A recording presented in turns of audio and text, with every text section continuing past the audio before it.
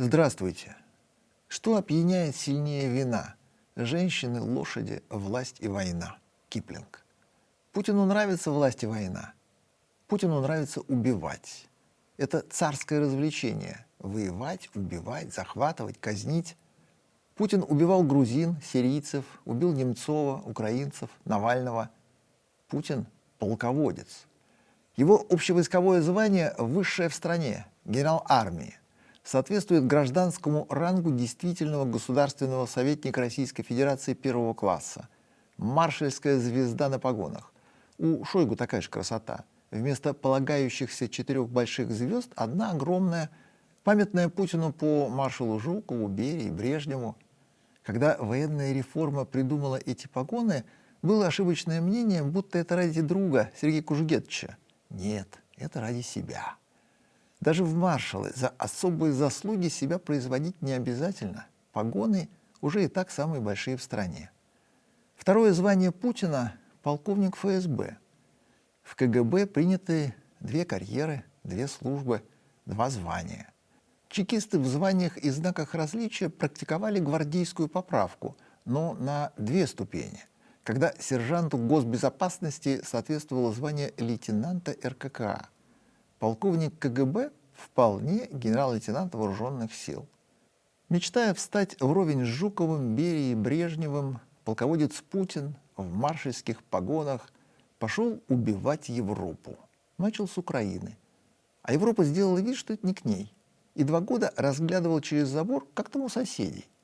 И только теперь дошло до Макрона. Это его война. Это у него в Европе. Это и есть Третья мировая. Подсказку Швеции и Финляндии, срочно вступивших в НАТО, он осознал с огромным опозданием. Полководец Путин пошел уничтожать Украину не для того, чтобы остановиться. Шольц этой догадки испугался, и весь мир увидел его переполненный памперс. Сунак, второй в Европе владелец ядерного оружия, вообще слился с ландшафтом. Поэтому за всю европейскую цивилизацию воевать придется ядерной Франции. При содействии Канады, выразившей официальную поддержку, и стран Балтии, понимающих намерения русского соседа лучше остальных. Франции необходимо быть в центре всемирного внимания. Утренний багет с кофе и свежим номером «Фигаро» для французов важен сообщениями на первой полосе о величии их страны. Они каждый номер газеты нуждаются в подтверждении, что Франция первая на планете. Поэтому Макрон 2 года звонил Путину. Эти разговоры имели значение только для французов, и свежая газета с утренним кофе поднимали настроение нации, показывая значимость, вес, величие Франции, осмелившейся позвонить по телефону на настоящую войну. И все это время казалось, что страна в безопасности. Между Россией и ними Польша, Германия, только потом они, да и не нападет Путин на Европу. Ему ведь нечем. К тому же где-то под соседним кустом в Брюсселе во всю ширь письменных столов стратегически раскинулся блок НАТО. Но разведки всех стран предупреждают – война неизбежна. Сроки нападений у всех получились разные, война общая. И когда Макрон понял перспективу, то единственный на континенте сделал правильный вывод. У врага надо отбивать желание на дальних подступах. И пока остальные страны принялись увлекательно спорить сами с собой, разведка гарантирует войну, правительства не соглашаются, Франция начала угрожать. Ее армия будет воевать в Украине. Поначалу Макрона испугался даже министр вооруженных сил Франции Себастьян Лекарню. Еще сильнее перепугался глава МИД Стефан Сежурне. Багет встал поперек горла. Кофе пролился на скатерть, намочив газету с величием. Затем начала прорисовываться истина. Макрон разными словами обещает воевать, оба министра другими словами сглаживают углы. Прочие страны вежливо оцепенели и достали бухгалтерскую отчетность, убаюкивающую совесть средним чеком оказанной Украине помощи. Купировать страх решимостью воевать они не смогли. Самая известная война России с Францией 1812 года, битва при Бородино, последующая война с участием Франции, Крымская, 1853 года, в основном воспринимается войной с англичанами. Последнее официальное присутствие войск Франции в русских землях в 1919 году. Десант в Крыму и Одессе с последующим расширением плацдарма вдоль побережья Черного моря. Французам есть что повторить, тем более, что ту войну они не закончили. Французская армия задиристая и сильная. В глобальном рейтинге на 9-м месте, в Европе она 3-я, но у нас на глазах имеет шанс стать 1-й. Помимо мощных войск, у Франции грандиозная военная промышленность. Она одна из немногих в мире, производящая весь необходимый спектр, включая ядерное оружие и атомные авианосцы, которые есть еще только у Америки. Привычка к демократии позволяет французам открыто публиковать свои представления о войне, варианты ведения, военную стратегию и не играть словами, делая вид, что у них только мирные взгляды на жизнь. У остальных принято маскировать истину и называть военное ведомство Министерством обороны, армию считать оборонительной и никому не угрожать. Французы не такие. Вместо Министерства обороны у них Министерство вооруженных сил. И они со времен де-Голля сформулировали свою доктрину. Франция никого не будет спрашивать, продемонстрирует грубую силу, ударит первой, без заминки применит ядерное оружие, зайдет на чужую территорию. Предупредительного выстрела не будет. Все это опубликовано в Белой книге, официальной военной доктрине страны. Белую книгу постоянно редактируют, вновь публикуют. Сейчас у французов издание 2008 года, созданное под руководством очень решительного Саркози. И ни на какое НАТО Франция не оглядывается. Она поддерживает эту бессмысленную структуру деньгами, оружием, контингентом в 4650 человек, но воевать будет сама, без их согласия, поддержки, трусливого поскуливания из-под стола. Поскольку Франция – это один из экономических лидеров мира, у нее самая сильная противоракетная оборона в Европе и очень мощное, и до сих пор никем не осознанное явление – кибервойска со своим генералом, задачами, успехами. Американцы делают вид, что они самые сильные и умные, после чего звонят французам и просят уточнить последнюю разведсводку. Войну Франция считает необходимым начинать с тактического ядерного удара. Как сказано в Белой книге, это продемонстрирует серьезность намерений. Если враг чего-то не понял, Франция наносит стратегический ядерный удар, что озадачивает. Ведь Белую книгу писали для России. В Украине ядерным оружием махать негде. Армия страны контрактная, призыв отменили. Общая численность 203 250 человек по данным на 2022 год. Сухопутные силы 115 тысяч человек. Из них сформированы 1-я и 3-я механизированные дивизии, корпус быстрого реагирования, 3 танковые бригады, франко-германская бригада, горная бригада, 3 отдельных пехотных полка, бригада морской пехоты, аэромобильная бригада и самое страшное боевое подразделение в мире – французский иностранный легион. Сколько ни пытались американские морские котики и Дельта, британский САС, стражи исламской революции показать, что они самые страшные, жестокие, умелые, все это до тех пор, пока не появлялся иностранный легион. Общая численность легиона 8 тысяч человек, поделенных на 8 полков.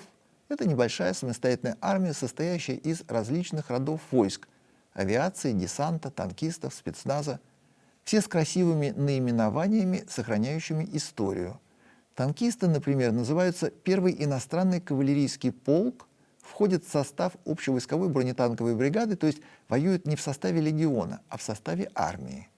Создан Кавполк в 1921 году из белогвардейцев кавалерии вооруженных сил Юга России генерала Врангеля. У легионеров на вооружении, помимо всего привычного, стоит колун, дальний родственник кувалды имени Пригожина. С ними пионеры легиона ходят на парадах. Вооружена французская армия превосходно, есть все и даже больше. Основа будущих наземных операций – 400 танков «Леклерк». Из них 215 готовы выдвинуться немедленно, остальные в резерве и как только заправятся, тоже приедут. Есть еще 250 колесных танков АМХ, но от них постепенно отказываются, переходя на более современную технику. Тем более, что на подходе оружие 21 века – новейший совместный германо-французский танк «Рейнметалл», который придет на замену и «Леклеркам», и «Леопардам». К танкам прилагаются 4000 бронемашин. Больше всего на сегодня в армии бронированных машин авангарда ВАП разработки Renault и Savia образца 1976 года. Их 2000 единиц. Есть еще 1500 VBL. Это легкий бронированный разведывательный автомобиль компании Panhard 1988 года. Некогда великий Panhard вместе с прекрасным Левасором были пионерами автомобилизации. Выпускали отличные легковые автомобили, остались в истории общеизвестной тягой Panhard и цитатой Левасора: «Я делал до 30 км в час, и это было безумие». Сейчас фирма Panhard выпускает бронетехнику, по привычке очень красивую. Программа переоснащения армии предусматривает до 2025 года их полную замену. Первыми из обещанных новинок в войска пришел бронетранспортер «Грифон» образца 2018 года. На нем можно не только перемещаться под огнем, но и воевать, оказывая поддержку танкам. Также в строй встал более легкий бронеавтомобиль «Сервал». Он из этого же семейства «Грифонов», создавался вместе с ним, но по характеристикам в большей степени аналог американского «Хаммера», то есть разъездной бронированный транспорт войны. Третьим в эту компанию добавлен «Ягуар» образца 2020 года. Он все еще похож на колесный танк и хоть и получил документы разведывательной машины, но на самом деле он более широкого спектра применения. Поставлено 400 «Ягуаров», будут еще. Артиллерия у французов самоходная. Никаких выездов на пикник с долгими раскопками, разводом станин, молодыми побегами маскировки. Гусеничные 155 миллиметровые гаубицы АУФ-1, устаревшие и постепенно отправляющиеся на склад в долгую спячку. И знаменитые на весь мир колесные гаубицы «Цезарь». Точные, опасные, стреляющие в автоматическом режиме, умеющие быстро выйти на точку, отстреляться и исчезнуть. И непременные американские М270 МЛРС.